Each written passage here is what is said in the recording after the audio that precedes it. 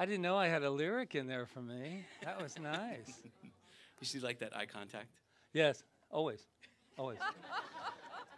In a roundabout way. Oh, see, when you come in a little later, you miss that one little punchline. And for those who've just walked in, we just want to say welcome, welcome, welcome. And we should let them know, in case they don't, that they're magnificent, shall we? You are magnificent. There you go. Wow. It's all about love, love, love. Who likes love? Yes, yes. So I've been given a message all week. I was hearing this little small voice that gets louder and louder and louder. And it was saying, love yourself, Patrick, like your life depended on it. And it does. Love yourself like your life depended on it. Wow. I could leave right now, but we all know that won't be happening. But love yourself. I love that. And then it's not just love yourself, but love. But you know me, I like to start with love yourself because I always know for an absolute spiritual fact that if I do not love myself first, there's not a possibility for me ever to really love you or love anyone in this world or in my relationship. And so that took me a long time to somewhat discover that because I knew that I wasn't taught to love yourself first.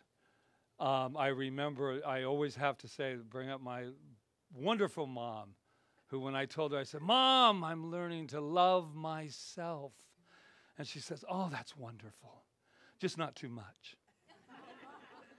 And so I know what she meant because we get trapped in these words. We get trapped in words that say this is that and this means that. And it's interesting because we all define everything differently, don't we? Right? So my question for us all today is love a choice? I believe it is because we all love differently. We all love in different ways. But what is not a choice about love is our identity.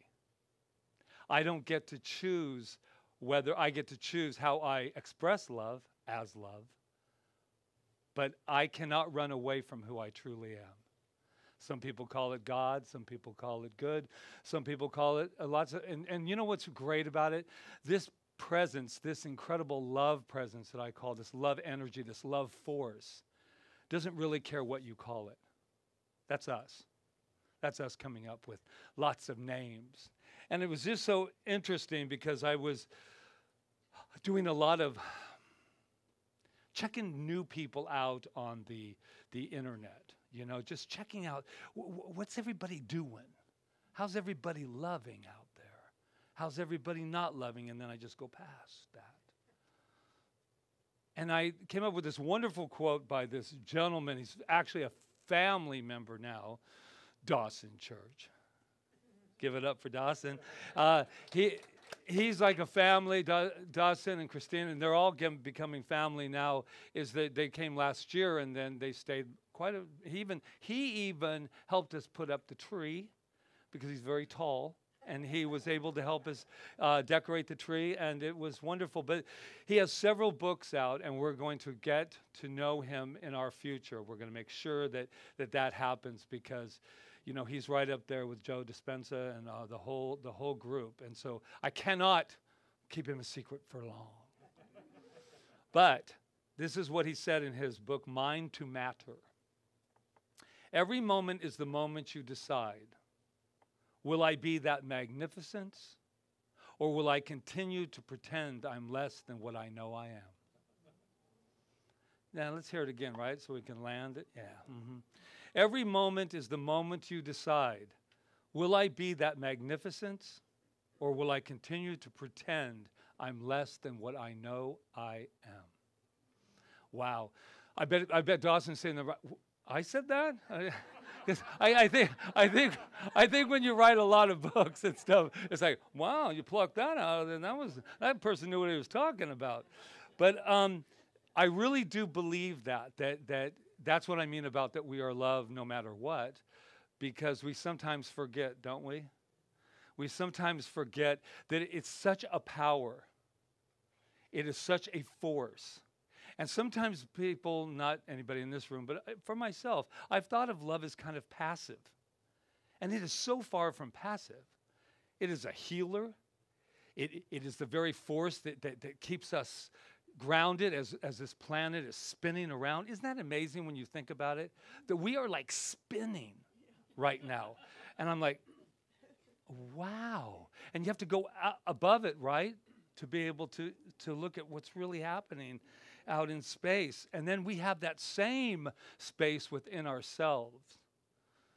And so I was really thinking about that idea of what keeps us from loving fully? What keeps me guarded?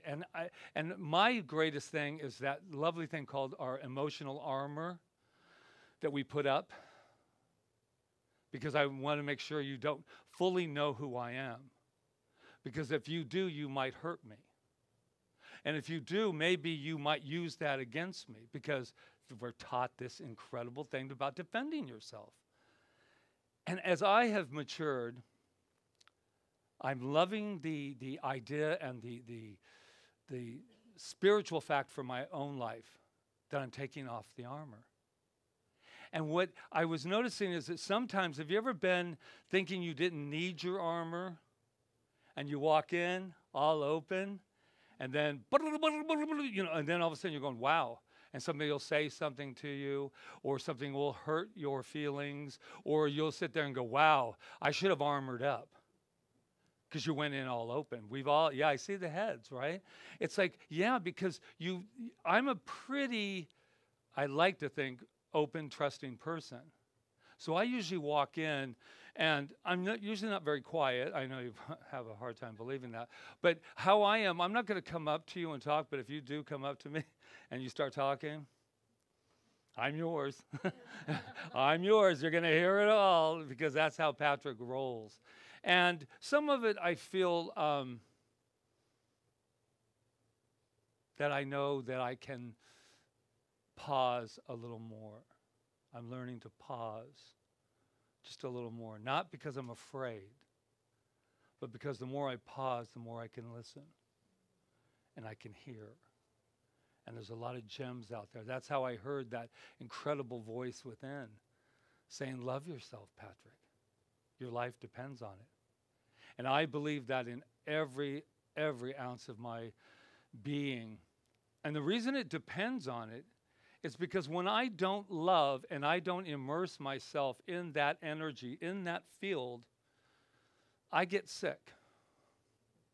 Physically, I get sick. Just because, and it's not just get sick that way, but I get emotionally. And I get this thing that just needs to protect. So let's talk about this armor for just a moment. I never even knew I had it on, actually, that much, until I, fell in love with, last week I told you about Frankel, and I fell in love with him, and Brene Brown. We've all know how my little relationship with her is. Fantasies unwinding in my mind. I love her because, I like her because she's not in that kind of way, Rita. What I like, it's Brene Brown and Joe Dispenza for us in our household. That's who we compete with. But I realized that that armor, and she talks about it a lot, putting up the armor. And I love this idea that we have our armor on so much that when we go home, nobody around, we can just flip the armor off, right? We don't, because it takes so much time to put it on. So we just leave it on, because I'm going to need it in the morning when I go out in the world. What would it be like if you don't wear your armor? That's cool. I mean, you'll look great. Doesn't matter. But for me, I put it on less and less and less, because I want to dare to trust. My big word is trust. I have to know that no matter what you think of me or you say about me or anything, that I can trust that I'm going to be okay, because I'm love. And love never stops loving. Love shows up everywhere I go. I have a question. Do you think love is a choice? Because I Oh, well, that's nice. Well, that makes you have yours and I have mine, right? And thank you for, thank you for putting it out there. That's new. Today's like one of those days that, but I do believe that loving, expressing love, like I said in the beginning, is a choice.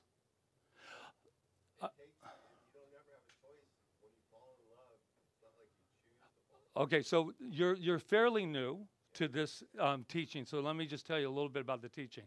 We always, in our teaching and in my life, always have a choice, no matter what.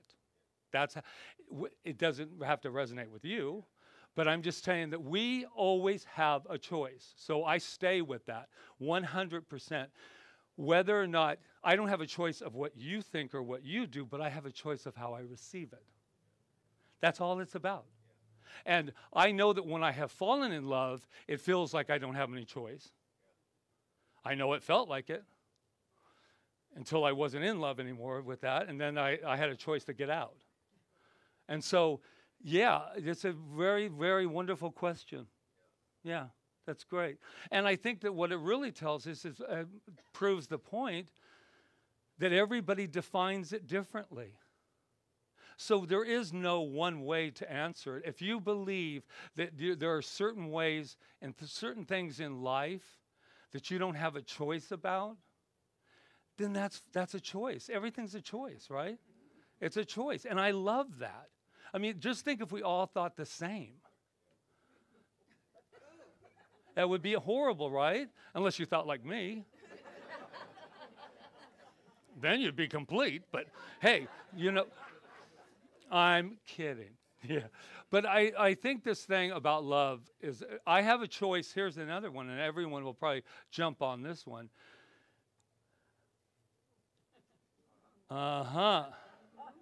This is being recorded, isn't it? That we do always have a choice in how we respond to our lives. And some people think that there's not a choice in loving yourself. I know a lot of people who do not believe that they could love themselves, what I'm talking about. That kind of self-love, that falling in love with self. And why I'm such a love yourself person is because it didn't work the other way. It didn't work when I went out to find love, went out to get love, went out to get anything. And I couldn't maintain that with myself. So when you left me, my life was over. If I left you, I thought your life was over. Right? For a minute. Or two, or three, or four. Last week we talked about, thank you again. Thank you again. I think you remember my father, Joe Lysalski, Papa Joe. Yes, I do. Yeah.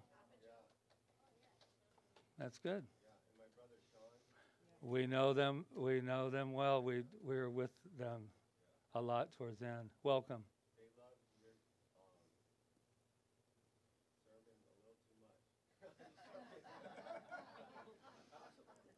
little too much. These are the moments.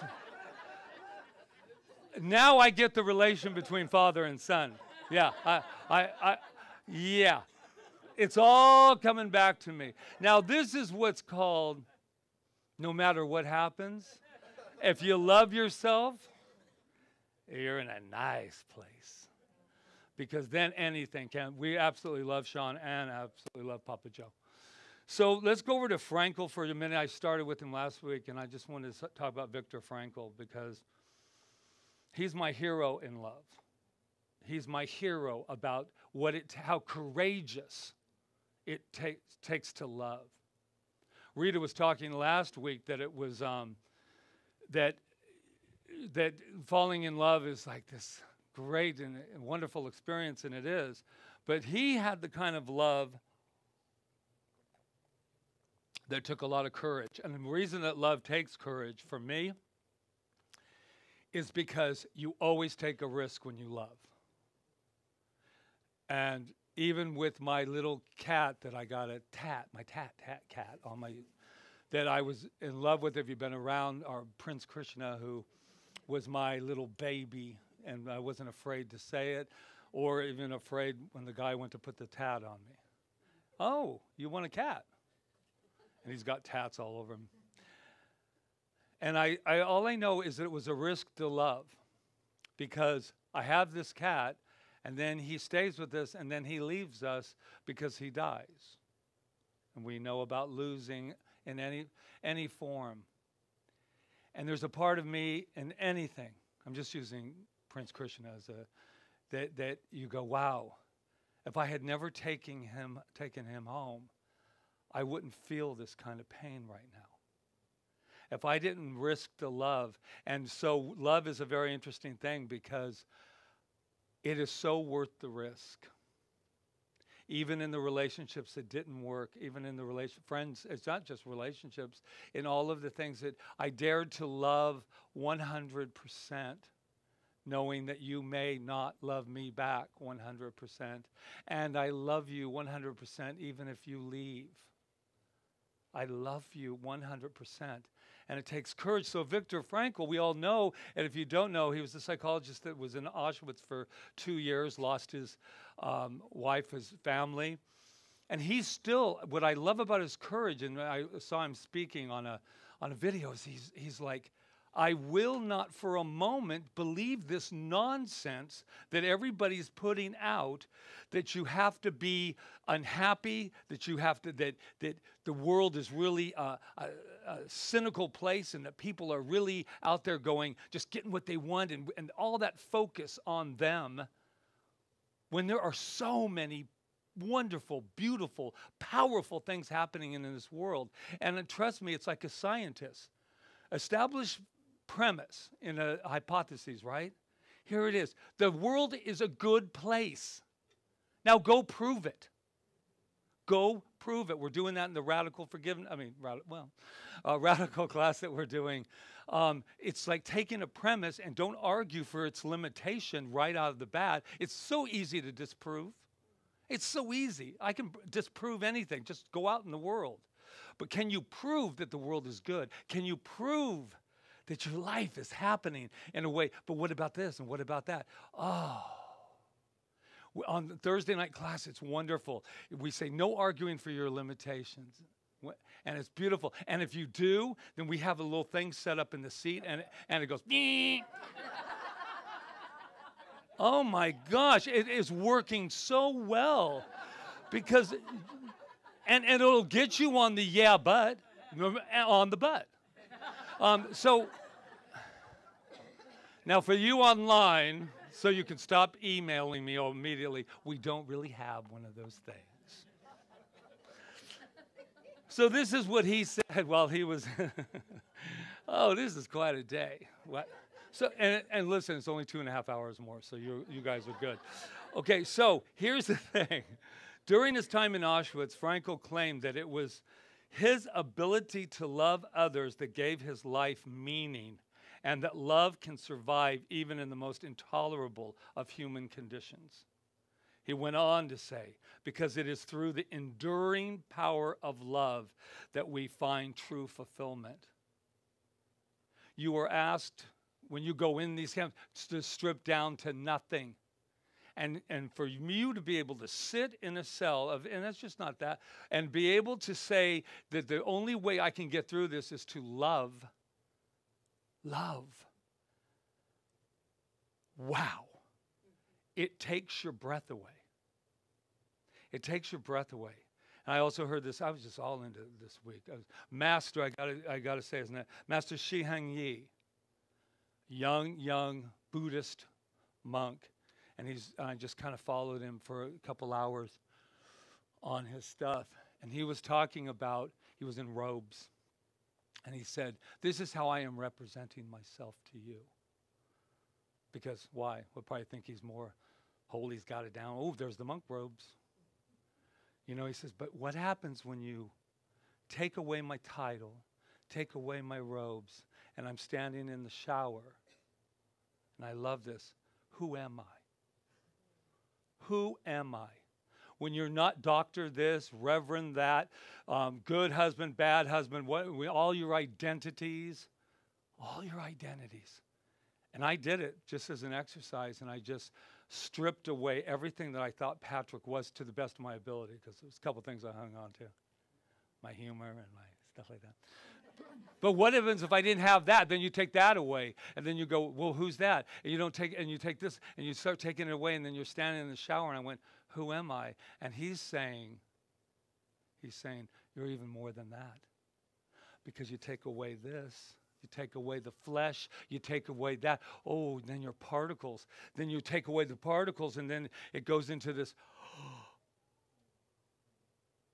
And then you're reborn like that little baby's back there talking to us. Does that make sense? And then you find out, and I said, what if I was in the shower, not talking to him, but I was just in the shower, and I said, and I just went like that, and I went, who are you, Patrick? And then that's when I touched on love. Love. That's who I am. Wow. How nice, right? So, Xiangyi. I love that love is a cosmic force whose sweep is irresistible. Can you imagine? Love is a cosmic force whose sweep is irresistible. So I have homework for you, which I never give on Sundays, by the way. And you can be like all students. You either do it or you don't. And guess what? You're not going to hurt my feelings. But I will come after you if you do not do this. No. And this is it. How many of you intend to buy a Valentine card for somebody this year? Or a note, or a hand, yeah, So, you're in trouble. Who's not giving one here? And here's the other thing. So, or buy or make or do whatever you want. I know they're $5 and blah, blah, blah, blah, blah. I buy cards too, but here's what I want you to do. I want you to go buy a Valentine's Day card for yourself. I want you to walk in the store. I already see the looks. And way in hell, I'm paying $5.55 on. But if you ain't worth $5.55, I don't know why anyone else is going to think you're worth $5.55. I want you to walk into that store. And I want you to walk in there, and I want you to go to that card section, and I want you to pick out a card to the love of your life, which is yourself. And if you can't do that, that's okay. I'll just judge you. I just want to throw everybody to know that I have a choice.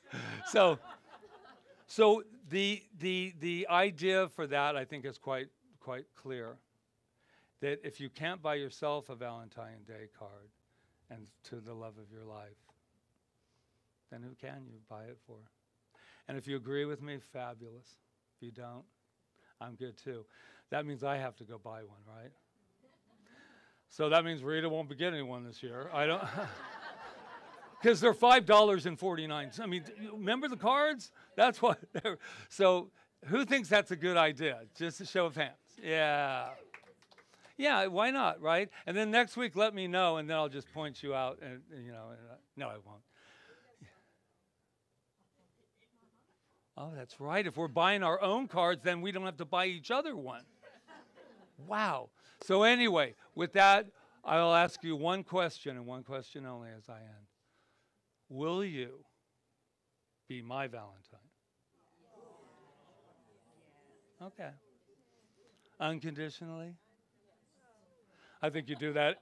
I think you do that every Sunday you come here. It's always unconditional. Namaste.